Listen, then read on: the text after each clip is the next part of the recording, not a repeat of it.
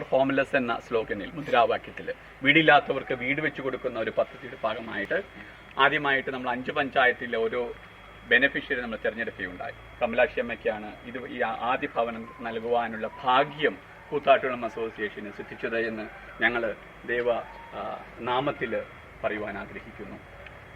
ഈ കഴിഞ്ഞ തൻ്റെ 78 വർഷ ജീവിതത്തിൽ ഇതുവരെയും മക്കൾക്ക് ഒരു ഭവനം നിർമ്മിച്ചു കൊടുക്കാൻ കഴിയാത്തതിലുള്ള വേദന കഴിഞ്ഞ ഓഗസ്റ്റ് മാസം 28-ാം തീയതി ഭവനം സന്ദർശിച്ചപ്പോൾ ഈ അമ്മ നമ്മളോട് പറയുന്നുണ്ടായി. അപ്പോൾ ഇങ്ങനെ വ്യത്യസ്തമായ രീതിയിൽ പ്രവർത്തിക്കുന്ന കൂത്താട്ടുകുളം അസോസിയേഷൻ്റെ ആദ്യത്തെ 10th ഇയർ ആനിവേഴ്സറിയുടെ ഫലമായിട്ടുണ്ടാകുന്ന ആദ്യത്തെ ചടങ്ങാണ് ഇവിടെ നടക്കുന്നത്.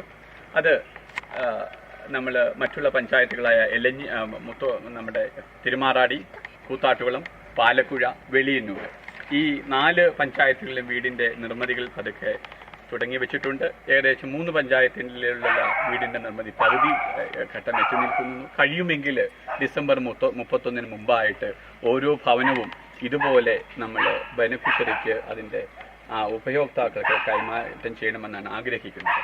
ഇതിനോടനുബന്ധിച്ച് ഞങ്ങൾ ചേർത്ത് വായിക്കുമ്പോൾ ശരിക്കും ഒരു വീടിന് 2 ലക്ഷം രൂപയിൽ കൂടരുത് എന്നൊരു നിർബന്ധം നമുക്കുണ്ടായിരുന്നു. കാരണം ഈ തുക കണ്ടെത്തുന്നതിനുള്ള